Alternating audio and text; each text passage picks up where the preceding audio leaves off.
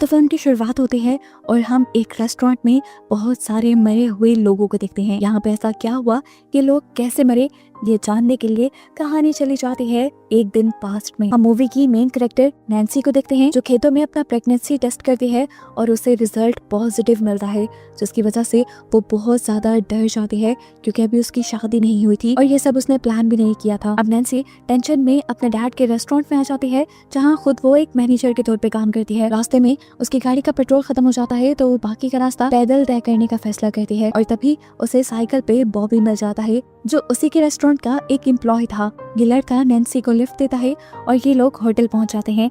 Hotel पहुंचते ही Nancy को उसके डैड बताते हैं कि आज रात को इस होटल को तुम्हें ही संभालना होगा, क्योंकि मुझे एक मीटिंग में जाना है। नैन्सी हाँ में सर हिलाती है, क्योंकि उसे लगता था कि वो सब मैनेज कर सकती थी। उसके डैड ने बताया, तुम्हारी मदद के लिए मैंने जैक को यहाँ रोक लिया है। लेकिन ये सुनकर नैन्सी को गुस्सा आ गया। जैक उसे बिल्कुल पसंद नहीं था। वो अपने डैड से रिक्वेस्ट करती है कि आप बॉबी को यहाँ रोक लें, लेकिन उसके डैड मना कर देते हैं, ये कहते हुए कि मैं जैक को पहले ही कह चुका हूँ। नैन्सी अब डैड के ऑफिस से बाहर आती है तो अचानक उसे वॉमिटिंग होने लग जाती है, इसीलिए वो अपने होटल से बाहर निकल आई थी, जहाँ सिगरेट पीने के लिए जैक भी आया हुआ था।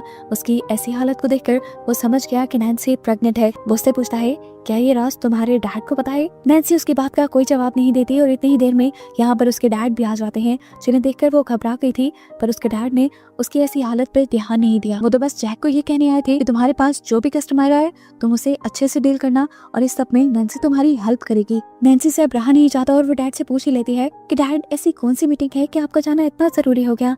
तो उसके डैड ने कह दिया, तुम्हारी मौत के मरने के बाद मैं काफी अकेला फील करता हूँ, इसलिए मैंने शादी का फैसला किया है और मैं एक लड़की से मिलने जा रहा हूँ। ये सुनकर नैन्सी की उदासी और भी ज्यादा बढ़ गई। उसे अब अपने डैड को किसी से शेयर करना पड़ेगा। अब नैन्सी और जैक अपने होटल के अंदर आ गए थे। अभी तक तो सब नॉर्मल चल रहा था, लेकिन अचानक उनके होटल के बाहर जवान लड़कों का एक गैंग आ गया। ये लड़के उनके होटल के बाहर बहुत ज्यादा बदतमीजी कर रहे थे, बाइक्स को रेस दे रहे थे, शोर मचा रहे थे और उन्होंने बाहर एक खरगोश को भी मार के रखा था। ऐसे माहौल में उनके कस्टमर्स भाग सकते थे। नैन्सी को गुस्सा आया और वो बाहर इनको यहाँ से भगाने के लिए आई। नैन्सी उन्हें धमकी देती है, यहाँ से जाने को कहती है, लेकिन ये ठीक लड़के उसकी बात नहीं मानते और उल्टा उसके पीछे उसी के होटल में आ जाते हैं और मास्क पहनकर उससे ऑर्डर लेने को कहते हैं। नैन्सी को गुस्सा आ चुका था। वो इनसे कहते हैं, तुम यहाँ से जाते हो या मैं पुलिस को कॉल करूँ? वो लड़के जब नहीं उठते तो नैन्सी सच में पुलिस को कॉल करने का नाटक करने लग जाती है, जिसकी वजह से वो लड़के वहाँ से उठ जाते हैं और एक लड़का उसके पास आकर उसे कहकर जाता है, अभी तो हम जा रहे हैं लेकिन वापस हम जरूर आएंगे। जिस तरह इन लड़कों ने नैन्सी की बेइज्जती की थी, सभी नैन्सी पर हंस रहे थे और ये देखकर नैन्सी को बहुत ज्यादा गुस्सा आ गया। उसने पूरे स्टाफ को बुलाया और सबको बताया कि मैं तुम्हारी मैनेजर हूँ और मेरी इज्जत करना तुम्हारा फर्ज है। वो बताती है कि मेरा ऑर्डर मानना तुम्हारी ड्यूटी है, क्योंकि मैं यहाँ की ऑनर हूँ। जिस पर जैक ने कहा कि ये सब तुम्हारे डैड का है, ना कि तुम्हारा, इसमें तुम्हारा कोई क्रेडिट नहीं। जैक उससे ये भी कहता है कि तुम्हारे से ज्यादा काबिल लोग हम हैं। नैन्सी की गुस्से की इंतहा हो जाती है और वो जैक की इस बदतमीजी पर उसे जॉब से ही निकाल देती है। जैक हैरान हो गया। उसने कहा कि तुम ऐसा नहीं कर सकती, लेकिन नैन्सी ने कहा, अब मैं मैनेजर हूँ और मेरे ही ऑर्डर चलेंगे। जैक क्या भी करता, गुस्से में यहाँ पर अपना एप्रन उतार कर चला गया। नैन्सी ने ये जो सब कुछ किया था जज्बात में आकर किया था। उसे समझ नहीं आ रही थी कि उसे हो क्या क्या था। वो वॉशरूम में आती है, अपना मुंह धोती है और अपने आप को रिलैक्स करने की कोशिश करती है। तभी हम देखते हैं कि वॉशरूम के बाहर बॉबी उसका इंतजार कर रहा था। वो उससे कहता है, मैं तुम्हारी मदद के लिए आज रात रुक सकता हूँ, तुमने जैक को तो निकाल दिया है, तो रात में तुम्हारा अकेले यहाँ रुकना ठीक नहीं। इस पर नैन्सी को और भी ज्यादा गुस्सा आ जाता है। उसे लगता है कि बॉबी इस पर तरस खा रहा है और इसे दोस्ती करने की कोशिश कर रहा है। वो बॉबी को खरी खरी सुना देती है कि तुम मेरे टाइप के नहीं हो और मेरे से दोस्तियां बढ़ाने के लिए इस तरह मुझे इम्प्रेस करने की जरूरत नहीं। ये बातें सुनकर आज बॉबी भी बहुत ज्यादा हर्ट हुआ था और वो यहीं पर नैन्सी को छोड़कर चला जाता है। कुछ ही देर में पूरे स्टाफ की शिफ्ट खत्म हो जाती है और नैन्सी इस जगह अकेली रह जाती है। उसे पूरी रात अकेले शिफ्ट करने की। नैन्सी पहले यहाँ की सफाई करती है और उसके बाद कस्टमर ना आने पर अपने डैड से कॉल पे बात करने लग जाती है। कॉल पर उसने अपने डैड को बताया कि वो जैक को फायर कर चुकी है। उसके डैड भी हैरान हो जाते हैं। तो नैन्सी उससे कहती है, वो मेरी बिल्कुल रिस्पेक्ट नहीं कर रहा था और उसने सबके सामने मेरी बेइज्जती की, मैं क्या करती। अब उसके डैड परेशान हो गए थे, क्योंकि नैन्सी पूरी रात अकेले रहने वाली थी। वो उससे पूरी रात अलर्ट रहने को कहते हैं और कोई भी प्रॉब्लम होने पर उन्हें कॉल करने को कहते हैं। नैन्सी को तो कोई डर नहीं था। उसने म्यूजिक प्ले किया और एंजॉय करते हुए यहाँ पर दोबारा काम करना शुरू कर दिया। लेकिन ये एंजॉयमेंट तब तक ही था जब तक उसने अपने होटल के बाहर उसी गैंग को नहीं देखा जो आज दोपहर में आया था। उन्हें देखकर वो गुस्से में आ गई और उसने स्पीकर में उनसे कहा कि तुम लोग यहाँ से चले जाओ, अगर नहीं गए तो मैं पुलिस को बुला लूंगी। ये बात कहते ही वो नोटिस करती है कि उसके होटल के सारे दरवाजे और खिड़कियां खुले हुए थे। पुलिस को आने में यहाँ देर भी लग सकती थी और अगर ये लोग उसे नुकसान पहुंचाने लग गए तो ज्यादा टाइम नहीं लगेगा। यही सोच आते ही उसने सारे खिड़कियां दरवाजे बंद करना शुरू कर दिए। ये सब बंद करने के बाद वो जल्दी से पुलिस को कॉल करती है और बताती है कि बाहर बाइकर्स का एक गैंग है जो मुझे यहाँ तंग कर रहा है। पुलिस वाले उसकी मदद के लिए एक इंस्पेक्टर भेजने की बात करते हैं। फोन रखते ही उसे अपने होटल के चारों तरफ से जोर जोर से दरवाजा बजाने की आवाज आने लगी थी। वो डर गई थी। वो एक काउंटर के नीचे छुप गई। काफी देर नॉक होने के बाद अचानक से वो नॉक होना बंद हो गई। नैन्सी को कुछ सुकून मिला और एकदम से दोबारा उसके दरवाजे पे किसी ने नॉक किया।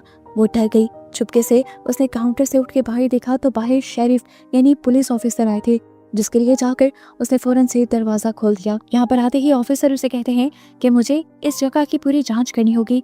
वो इस जगह की तलाशी अच्छी तरह लेते हैं, लेकिन नैन्सी के अलावा उन्हें यहाँ पर कोई नहीं मिलता। यहाँ पर तो दूर उन्हें होटल के बाहर भी कोई नहीं नजर आता। इस जगह को चेक करने के बाद वो पुलिस में रिपोर्ट करता है कि उसे तो यहाँ पर कोई खतरा नहीं नजर आया। हो सकता है कि ये लड़की का वहम हो और उसका डर दूर करने के लिए वो कुछ देर के लिए यहाँ लड़की के साथ रुक रहा है। इसके बाद वो नैन्सी से अपने लिए कॉफी बनाने को कहता है और वहीं बैठ जाता है। उसकी नजरें भी नैन्सी को अनकंफर्टेबल कर रही थी। फिर वो पुलिस ऑफिसर नैन्सी के पास आया और उससे कहने लगा, चलो तुम मेरे साथ पुलिस स्टेशन चलो। उस ग्रुप के वारदात बहुत ज्यादा बढ़ चुके हैं और तुम्हें मेरे साथ चलना चाहिए और पुलिस में कंप्लेन करनी चाहिए। अभी वो उसे घसीटते हुए साथ लेके ही जा रहा था कि एकदम से पीछे से उसी गैंग के लड़कों ने आकर शेरिफ के ऊपर हमला कर दिया और कुछ ही देर में उसे जान से मार दिया। नैन्सी ये देखकर बुरी तरह घबरा गई। अपनी जान बचाने के लिए वो गैराज में जाकर छुप गई थी। वो बहुत ज्यादा डर चुकी थी। समझ नहीं आ रहा था कि वो किसी को मदद के लिए बुलाए तो बुलाए कैसे। लेकिन तभी उसकी किस्मत जाग जाती है कि बॉबी पहले ही उसके एहसास में यहाँ आ रहा था। उसे देखकर नैन्सी को काफी हौसला होता है और वो जल्दी से बॉबी को खामोश करवाते हुए होटल के अंदर ले आती है। और यहाँ हम देखते हैं कि वो ग्रुप के लड़के भी अब इस होटल के अंदर आ चुके हैं। यहाँ पर नैन्सी ने अपनी दोस्त को भी मैसेज कर दिया था कि वो उसकी मदद के लिए किसी को बुला ले या वो खुद यहाँ पर आ जाए। इससे पहले कि ये दोनों कुछ और कर पाते, वो गैंग इन दोनों को आकर पकड़ लेता है और कैद कर लेता है। नैन्सी के सामने अपनी गाड़ी की चाबी भी थी, लेकिन हाथ बंधे होने की वजह से वो उठा नहीं सकती थी। अब एक बंदा नैन्सी के मुंह और हाथों पे टेप लगाकर उसे एक कमरे में बंद कर देता है, जहां नैन्सी अपने हाथों को छुड़वाने में कामयाब हो जाती है। वो बहुत ज्यादा डरी हुई थी। इस बंदे से अपनी जान बचाने के लिए वो अपने पास मौजूद एक नाइफ उठाकर बैग से उसके अंदर स्टैब कर देती है, जिससे वो लड़का वहीं मर जाता है। और नैन्सी जब उसका मास्क हटाकर देखती है तो दंग रह जाती है। ये कोई और नहीं बल्कि उसके होटल का अपना एम्प्लॉय पीट था। कुछ ही देर में वो देखती है कि बॉबी भी खुले हाथों के साथ यहाँ इस रूम में आ रहा था। वो समझ गई कि बॉबी भी इन्हीं लोगों के साथ मिला हुआ है और ये लोग इस टाइम पहले वाला गैंग नहीं है, बल्कि उसके होटल में काम करने वाले ही लोग हैं जो उससे बदला लेने के लिए इस टाइम यहाँ आए हैं। बॉबी जो उसका दोस्त था वो भी इन लोगों के साथ मिल गया था, क्योंकि आज उसने बॉबी की भी बेइज्जती की थी। अब ये लोग यहाँ कर क्या रहे थे ये जानने के लिए सीन्स फ्लैशबैक में चले जाते हैं और हमें जैक को दिखाया जाता है, जो अपनी नौकरी जाने की वजह से बहुत ज्यादा गुस्से में था। वो किसी भी सूरत में अपना नैन्सी से बदला लेना चाहता था। वो सारे क्लिक्स को घर ड्रॉप करता है, जिसके बाद वो पीट को लेकर उन यंगस्टर्स के ग्रुप के पास चला जाता है जो आज दोपहर में उनके होटल के बाहर आए थे। यहाँ जाते ही उसने अपना एक चाकू निकाला और गैंग के एक बंदे को जख्मी कर दिया, जिससे वो गैंग वाले यंगस्टर्स डर गए। फिर जैक ने गाना चलाया और इन सबको अपने इशारों पे नचाया, जिसके बाद उसने पीट को गन पकड़ाई और यहाँ के लड़कों को मारने को कहा, लेकिन पीट ये काम नहीं कर पाया तो लड़कों को भागने का मौका मिल गया। जिसके बाद जैक ने पीट से शाम को रेस्टोरेंट में मिलने को कहा। लड़कों के यहाँ से भाग जाने के बाद वो लड़कों के मास्क और कपड़े लेकर यहाँ से निकल आता है और रात में अपने बाकी कलीग से मिलता है। वो इन सबसे कहता है, मैं जानता हूँ नैन्सी ने तुम सबको हर्ट किया है, वो बहुत बुरी मैनेजर है। अगर तुम उससे बदला लेना चाहो तो मेरा साथ दे सकते हो। सभी के अंदर नैन्सी के लिए गुस्सा था तो सभी उसका साथ देने के लिए मान गए।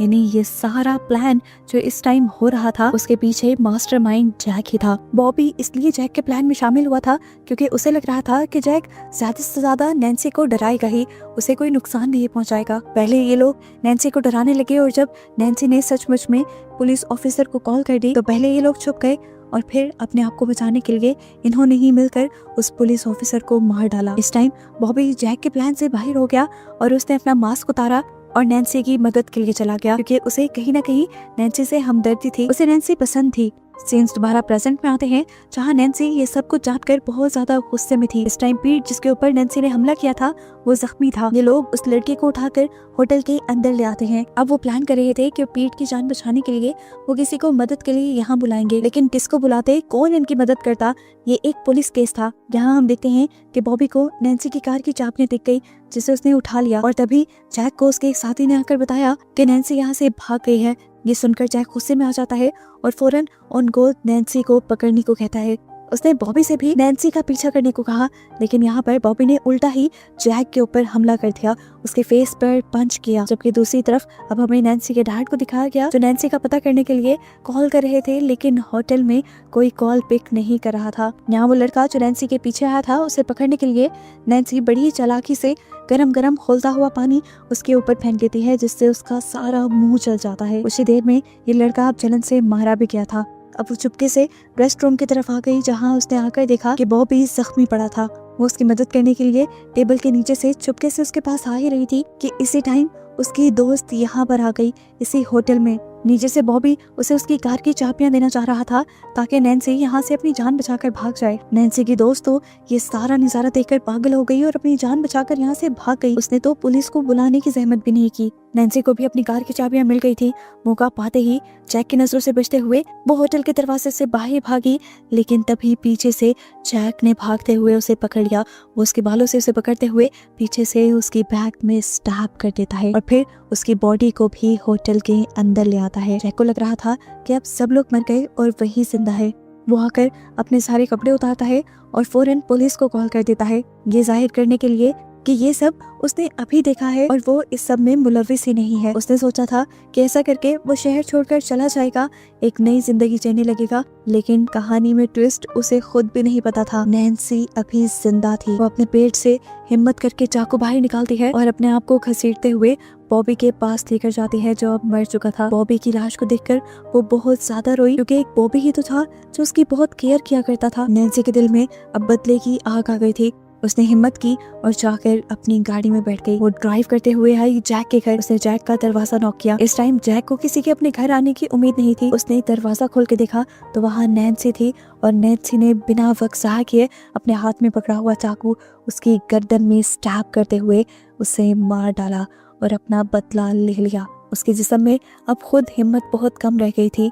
वो अपने आप को घसीटते हुए 2-4 कदम ही आगे लेकर गई और वहीं पर गिर गई। इस टाइम उसे अपनी मॉम याद आ रही थी। अचानक उसके करीब एक कार रुकती है जिसमें से उसके डैड उसके पास आते हैं। उन्होंने करीब ही नैन्सी की कार देख ली थी, इसलिए वो यहाँ आए थे। अपनी बेटी की ऐसी हालत देखकर वो परेशान हो जाते हैं और उसे कहते हैं, हिम्मत करो, मैं तुम्हें डॉक्टर के पास ले जाऊंगा, तुम्हें कुछ नहीं होगा। लेकिन नैन्सी यहाँ उन्हें रिलैक्स करती है और उन्हें सच्चाई बताती है कि मैं प्रेग्नेंट हूँ और बस यही बताते हुए ये कहानी यहाँ खत्म हो जाती है।